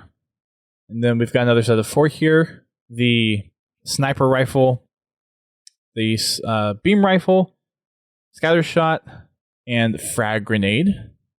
Another one for the Halo CE pistol, beam rifle, incineration cannon, and plasma grenade. Railgun. We've got one for the BR. Someone else pointed out no mauler. Sorry guys, I tried to get them all. Three Covenant ones here: the plasma rifle, the brute plasma rifle, and the gravity hammer. Another one for the gravity hammer. We've got a set here for the silenced SMG, the carbine, the bolt shot, and the splinter grenade. Another one for the beam rifle, target designator, Halo 2 BR, assault rifle, and last but not least, oh wait, it says show more replies. Nope, there's two more after this one. Okay, needler, and then two more replies here. We've got three responses on this one: the silenced pistol, the sniper or the beam rifle, and the incineration grenade. And then last, to wrap it up, is the target designator. And then I tweeted out, and DJ said gravity hammer. Why even ask? So I'll throw that one in there. I'm surprised that the CE pistol and the Halo 2 BR weren't more dominant. Yeah, I'm surprised how many people said the Spartan laser. Yeah. Well, I mean, there was a pretty wide mix across the board. Uh-huh. Wasn't many beam rifles in there, which I was surprised about, or snipers, really. A lot of beam rifles. Snipers in general, there weren't that many. There's still a fair Was there any amount. binary rifles in there? I didn't remember. There were a couple. Couple. Yeah, there were a couple. Yeah. Yeah. I thought sniper rifles as a whole would be more common, though. I'm surprised not many more people said fuel rod or the Halo 2 beam rifle. Mm-hmm. No one said concussion rifle. Almost no one said the Halo 5 rocket launcher. Yeah. Or the sticky det. I don't think anybody said. Yeah. Nobody said plasma caster either. Nope. I'm really surprised nobody said bolt shot. Some people said bolt shot. I didn't remember hearing anybody say bolt shot. Yeah, there are a few bolt shots. Oh, okay. Thought there was. See, there's another one you should have separated out. Yeah, the Halo 4 and What Halo do you 5 mean? bolt shots. The Halo 4 bolt shot and the Halo 5 bolt shot. Well, The pocket shotgun or the... yeah. The aimbot. Yeah, I tried. I didn't want to put like every single weapon from every Halo game in there. I was trying to keep them Well, into I understand classes. that, but those are pretty significant changes between the Yeah, two. you're right. Maybe I'll do another one and I'll fix this. Just call it the pocket shotty. No one said the Hydra. I Yeah, think. it was quite the mix. I'm really surprised. Yeah. I was surprised how many people went for the silenced ones. A lot of ODST people. Well, I have to admit the silenced ones were a lot of fun in ODST. They were. There's a lot of fans of the spike grenade and the incineration grenade as well, considering they really only appeared for Halo 3. ODST as well. Mm-hmm. But we know for sure the plasma grenade was the winner there. Oh, most definitely. Winner. Yeah. So I guess in the UNSC weapons, we got quite a few Spartan lasers, Halo 2 BRs. I want to say those are probably the higher ends Uh-huh. of the human weapons. I think shotguns were pretty close up there too. Again, I haven't tallied these, so I'm kind of going off of memory. Yeah, I mean, there was actually, as far as the human weapons, they were pretty good spread across the board. Mm-hmm. You know, there was only a couple of them that weren't mentioned. You know, like the sticky det and did anybody? Yeah, somebody said railgun. Yeah, there was a couple rail guns, a couple grenade launchers, a few spankers. Yeah, no hydras. Nope, no Hydras, no Halo 5 rocket launcher, no sticky det. There was one flamethrower? One flamethrower, which I can understand because the only place it was in CEPC and then also in ODST. Well, I guess it was in Halo 3 too. Never mind. Yeah. But, you know, it wasn't a real widely used weapon in the game, period. Mm-hmm. And then let's see, on the Covenant weapon front, I think the winners there were the Energy Sword, the and the Carbine. Good choices, to be honest. I'd say. Yeah. Pretty standard mix there. On the Promethean front, I think that was pretty even spread. I don't know if there was any one that particularly stood out. I was surprised about the Sentinel Beam, to be honest. Yeah. I think we had probably more Sentinel beams than we did anything else. It's either that or incineration cannons, I think. Halo 4 incineration cannons were crazy. Yeah. And then of grenades, we know that one easy. That was plasma grenades. So what are our choices? Let's start with you, Spartan. For UNSC, it's really tied between the Halo 2 BR and the grenade launcher. It just depends on the game. I used to love the GL, so yeah. Okay. For Covenant, definitely the Halo 2 carbine. Just absolute, amazing precision weapon. Mm-hmm. For the Promethean stuff, it would definitely be the Halo 4 bolt shot, because I used to absolutely love baiting people around the corner with that and just the pocket shotgun. Yeah. And then for the grenades, it'd have to be the sticky grenade, because I used to have the game attack sticky spree in the Halo Reach days, so yeah, it'd definitely be the plasma grenades for that. So mine are pretty common choices, to be honest, from the sounds of that list. But hey, they work, so. They do. GT, what about yours? Well, I mean, for me, it's the CE pistol. I've had so much fun with the CE pistol. It's a classic. Yeah. And of course the Halo 2 BR. I like the needle rifle and of course the carbine because they're fun to play or fun to use. The Promethean weapons, I absolutely despised the bolt shot. I was like your worst nightmare then on Halo 4, right? No, I had an answer for you. That was a sticky grenade to the face. You might have got me, but you got a blue spider instead. Get it off! Get it off! Get it off! Yeah, actually, I like the Promethean sniper rifle. It was kind of cumbersome to use, but it also was just kind of fun to watch people melt. Which version did you prefer, the Halo 4 or the Halo 5 version? Either one. I mean, they both work. They work differently, but I mean, the end result's the same. And then, honestly, I kind of like the spike grenade. Spike grenade was fun. Don't get me wrong. I use the where I don't have the spike grenade, I use the plasma, but I always liked the animation throwing the spike grenade. Just that arm extension. It was fun throwing in bubble shields and stuff like that. Yeah. Yes. Just see it bounce everywhere. Yeah. For me, on the UNSC side, this has to be the Spanker. I love the rocket launcher. On the Covenant side, I would say from utility, probably the plasma caster, but I think the Needler is a really cool weapon. And then on the Promethean side of things, that's a hard one. Yeah. Probably either the binary rifle or the incineration cannon. Probably one of those. And then for grenades, the plasma grenade. Although the incendiary grenade is fun to use. Oh yeah. But yeah, plasma grenade, just getting that stick is so satisfying. Yeah, it is fun to just insta kill people with the incineration grenade. When you hit them directly, they just kind of literally melt. Yep. So. Yep. No, I get it. So thanks everyone for responding who responded. We will be putting out another poll, and I will have people be checking my work this time around for vehicles. So we'll do vehicles next, and that poll will go out next Monday. So in a few days. So keep a lookout for that.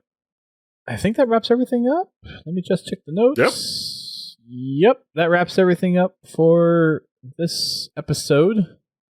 We've got Patreon coming out this weekend, so I'm working on finalizing that. So we should have our Patreon up and available for those who want to contribute to us that way. And there are some perks. And once we release that Patreon, you will see what the perks are. They range from $2 to $10 a month. So if you're interested in supporting Podtacular in that way, then we'll be posting links when it's ready. But you can also check it out, podtacular.com/Patreon.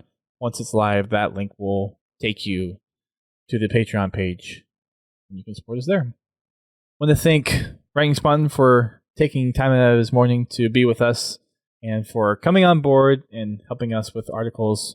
Really appreciate you stepping up to do that, and looking forward to seeing what you have coming up as far as some of the surprises we've been talking about. Yeah, I can't wait. It's going to be a very fun and exciting time for sure. So I'm looking forward to getting more stuff out.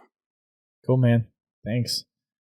Any final thoughts before I do the final spiel, GT? No, I'm ready for sleep. Ready for bed. All right. I will say one thing. Well, Sorry. So I know we just talked about polls. I've actually got a poll up at the moment on my personal Twitter, just asking the Halo fans basically if when they buy Halo Infinite, what are they initially buying it on? So ignoring the fact that you're going to get it on everything anyway, what are you going to initially buy it on? I just want to clarify that because a lot of people have been like, you get it on everything anyway. So yeah, if anyone wants to kind of answer that poll, it's writing_Spartan on Twitter for me. So check that out. Just letting the Halo community know there's a poll there. So if you guys want to answer that, feel free. All right. D, all the above. Oh, Right. That's why I said undecided when I made my vote, because it's like, well, I'll be playing on multiples. So it's mainly what you're going to be playing mainly on, I suppose. But yeah. Is there any other socials that people can find you, or you want to promote before we? So mainly just my Twitter, writing _ Spartan. All the things I write for, so Podtacular, Halo Respawn, stuff like that. It's all in my bio on my Twitter account. I also have a Facebook page as well, which is the same, Writing Spartan. So if you want to check out any writing I do, Halo or non-Halo related, then feel free to follow either of those. See all my writing stuff. Very nice. Yeah, go check him out. He's done a lot of good writing, and it's surprising how much writing he's actually doing and everywhere he is, but it's all good stuff, and yeah, go over and check him out. All right, you can find Podtacular on social media. We are on Twitter, Facebook, and Instagram. Just search for Podtacular. You can also find us on live streams on Twitch, Mixer, and YouTube. We are live every Thursday night with the podcast at 8:30 p.m. Eastern Time, and then we have our Fragging Fridays taking place at 8:30 p.m. Eastern Time as well. Again, if you are looking to participate in Fragging Fridays, then head on over to our Discord, podtacular.com/Discord, and vote in the poll in the Playdate channel, or the Game Night channel. That's where we'll be putting up a poll if we're going to be playing the Insider, Reach on PC, MCC on Xbox, or Halo 5 on Xbox. So again, go over and vote if you plan on participating. And if you're not planning on participating, you can at least show up and show your support, or just refrain from voting. We would appreciate that. You can also check out our Spartan company. Like we said before, we do have spots available. So if there's anyone out there that's looking to get the Achilles helmet, or would like to help us out getting the Achilles helmet, then drop on over to podtacular.com/company and check it out. GT, you want to plug your socials? Yeah, if you're looking for me, you can find me on Twitter at Godzilla Todd, or you can find me also on Mixer at Godzilla Todd, and on Xbox Live, it's Godzilla Space T. Look forward to seeing everybody tomorrow night on Game Night. Very nice. And you can find me at Duststorm in most places. If not Duststorm, it's going to be Duststorm117 for most of the places I'm at. So I'm on Twitter, Facebook, I have YouTube, I'm also on Instagram, and then my Steam is also Duststorm117, and my Facebook page is Duststorm117. Those are, I think, the two places pretty much that has the 117 tied to it. Also, make sure you check out the Halo Hub. It is a Discord server for community content. Sometimes we get some stuff from there. So if you are a content creator for the Halo community, or if you just like content and like sharing content, then check out thehalohub.com, which will take you right to our Discord server. Next week, we will not be having a podcast unless GT and I decide to do an offline one and post something next week, but we will be back in 2 weeks with the folks on from Project Autumn, as long as we don't get a reschedule on the interview there. And then the following week is when we're planning on rescheduling our interview with the Finish the Fight hosts. So hopefully you guys will be tuning in for that, either via download or via live stream. If you're looking for places to download us, you can find us on all the major podcasting services, and we will be working to try to catch up our backlog of podcasts on YouTube, so that will be a viable option. But for the most time, or for the current time, just look for us via audio download. That'll be it for us tonight. Thanks again, everyone, for listening, and until next time, keep on fragging them trucks.